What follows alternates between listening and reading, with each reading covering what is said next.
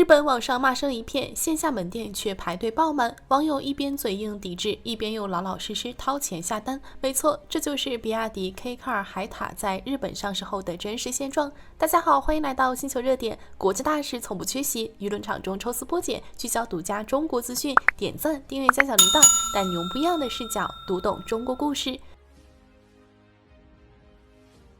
日本上市首周订单直接突破5000台，大家知道比亚迪当初给这款车定的全年目标是多少吗？整整1年才定了1万台的销量任务。更夸张的是，早在东京车展亮相的时候，海塔就已经攒下了3万份意向订单，算下来这款车今年破万销量基本板上钉钉，甚至大概率超额翻倍完成。当初制定的年度目标，现在看属实是保守的过分。可能有人会疑惑，不就是一台小型代步车吗？至于让整个日本汽车圈震动？说实话，真至于，因为海塔带给日本市场的根本不是简单的多了一款新车，而是实打实的降维打击。咱们国内司空见惯的常规配置、基础体验，在常年挤压高的日本 K-Car 市场里，直接就是越级天花板的存在。也正因为比亚迪外来者强势入局，彻底打破了本土市场的舒适圈，现在日本全网的舆论氛围简直割裂的离谱。小编专门翻阅了日本雅虎汽车论坛、各大社交平台，网友的发言真的又酸又无奈，充满了各种莫名其妙的偏见和恶意。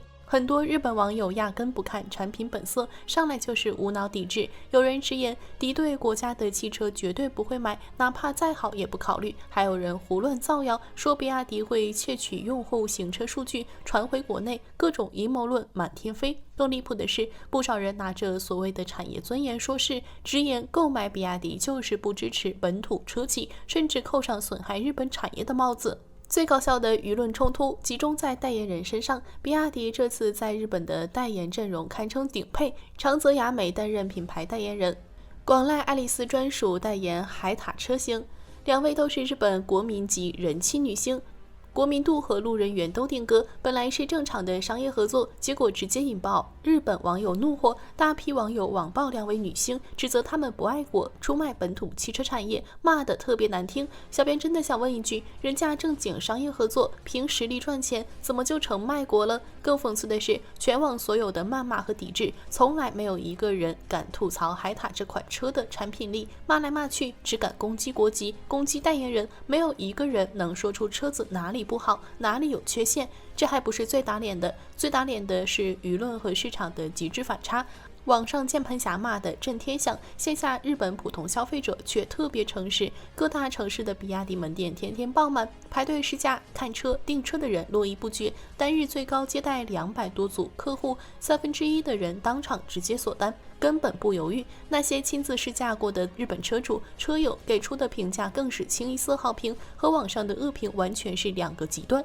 很多日本网友试驾完直接惊呼，从来没想过 K-Car 能有这么好的质感。有人特意夸赞行驶质感，说整车特别安静，动力响应又快又平顺，完全没有本土小车的顿挫和嘈杂感。还有人感慨底盘调教扎实稳重，过颠簸路面不松散，质感非常好。懂技术的日本电工网友更是直接夸到了核心，疯狂认可比亚迪的刀片电池、CTB 车身一体化技术，直言这套安全和耐久度，日本车企3年都追不上。就连电动座椅、电动门窗、高清影像、智能中控这些咱们国内习以为常的基础配置，都让日本消费者大开眼界，直呼太高级、太良心了。很多人看完这些评价都忍不住调侃，日本消费者真的被本土车企拿捏太久，教育的太听话了。常年挤压高的日系 K-Car 配置能省则省，能减则减，很多车型连基础的舒适配置、智能配置都没有。对比下来，比亚迪海塔简直是诚意拉满。而且大家可能不知道，比亚迪在日本卖车还遭遇了赤裸裸的政策针对，处境特别不公平。同样的新能源车型，日产、本田这些本土车企能拿到58万日元的高额补贴，而比亚迪作为外来品牌，最高只能拿15万日元，硬生生少了43万日元补贴，等于比亚迪车更好，配置更高，体验更强，还要卖得更贵，补贴更少。就在这种双重打压下，还能卖成现在的爆单状态，足以证明产品力是真的能打。日本网友嘴上喊着抵制，身体却很诚实，毕竟普通消费者买车看的是性价比、实用性、真实体验，不是网上的情绪和口号。值得一提的是，日本多家主流汽车媒体已经准备把海塔整车完全拆解，从3电系统、焊接工艺、车身结构全方位研究吃透。说白了就是看着眼红，干不过还想学。但说实话，这套电气核心技术不是随便拆解就能学会的。日系车企在电动化赛道落后的短板早就暴露得淋漓尽致，曾经被他们垄断的小车市场，如今被咱们国产车型轻松拿捏，时代真的彻底变了。看完比亚迪在日本的现状，再回头看日系车企在中国市场的现状，真的只能用唏嘘2个字形容。大家应该都听说了，折腾铺垫了1年半之久，广汽本田正式关停了广州黄埔工厂。这座工厂可不一般，1999年第一台国产雅阁就是在这里下线，整整撑起了本田在华26年的辉煌，可以说是本田在华市场的根基所在。如今轰然停产，就是本田在华没落最直观的缩影。巅峰时期的本田有多猛？2020年在华狂卖162万辆，遍地都是本田车。4S 店门庭若市，雅阁、CR-V、思域随便一台都是爆款，保值率常年居高不下，是无数人的购车首选。可短短5年时间，风光彻底不在。2025年本田在华总销量直接暴跌到64万辆，足足少了近100万辆，跌幅突破60%，而且下滑趋势还在持续恶化。今年1到5月，南北本田零售量加起来只有18万辆，同比暴跌28%，其中东风本田还算勉强稳住，同比下滑16%，广汽本田直接近乎腰斩，跌幅超40%。颓势完全没法逆转，曾经的神车雅阁更是跌落神坛。要知道，2022年8月，雅阁还创下了单月3.6万辆的封神销量，售价23万，依旧供不应求，口碑爆棚，妥妥的广本定海神针。结果今年4月，雅阁月销量直接跌到2593辆，暴跌93%，近乎崩盘。5月虽然靠着大幅降价促销勉强拉回1.3万辆，但明眼人都清楚，这就是回光返照，靠砸价换销量，不仅赚不到利润，还会持续透支品牌价值，根本撑不住长久发展。比销量暴跌更致命的是产业链的全线撤退。前不久，专门为本田供应混动电车全套电机电控的核心合资企业尼德科正式宣布解散。这意味着什么？意味着本田彻底放弃了在中国新能源市场的挣扎，直接砍掉核心供应链，新能源赛道彻底认输，主动退场。随之而来的就是巨亏和产能空置的死循环。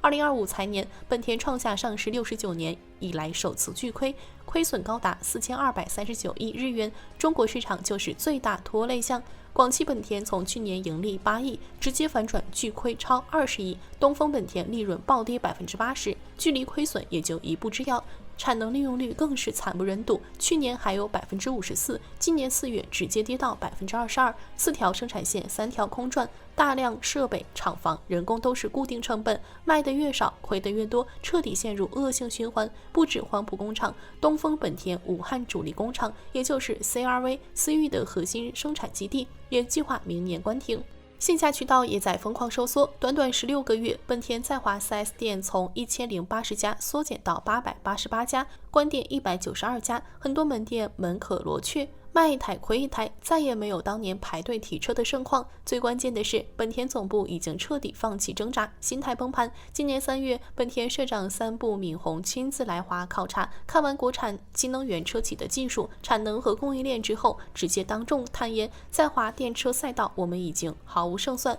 回国之后，本田立刻启动史上最激进的收缩战略，直接砍掉所有纯电新项目，终止经典车型复活计划，一次性计提2.5万亿日元资产减值。也正是这笔减值，直接造成了本田历史性巨亏。说白了，本田彻底认怂了，知道电动化赛道拼不过中国品牌，不再盲目烧钱死磕，选择及时止损。现在最大的悬念就是2028年即将到期的广本30年合资协议，按照行业惯例，续约谈判早就该启动，但目前进度异常艰难，外界普遍预判100%不会再延续以前50:50深度合资的模式，未来大概率是中方主导电动车业务，本田只负责简单的技术授权、底盘调教，彻底变成轻资产甩手掌柜。本田内部人员的发言也藏不住颓势，直言续约不是目的，可持续发展才是核心。说白了就是合资老路已经走不通了，即便东风本田协议2043年才到期，也会跟着整体战略收缩独木难支。其实本田的落幕不是个例，是时代更迭的必然。从三星、铃木退场到如今本田示威，曾经垄断市场的外资品牌正在一步步让出主流赛道，属于合资车的黄金时代彻底终结，由中国自主品牌主导的全新汽车时代已经稳稳到来。好了，今天的内容到这里就结束了。如果你喜欢小编的影片，还请大家多多点赞转发，让更多的人一起见证中国进步。关注我的频道，这样既能回顾往期视频，又不会错过之后的精彩内容。那我们下期节目不见不散。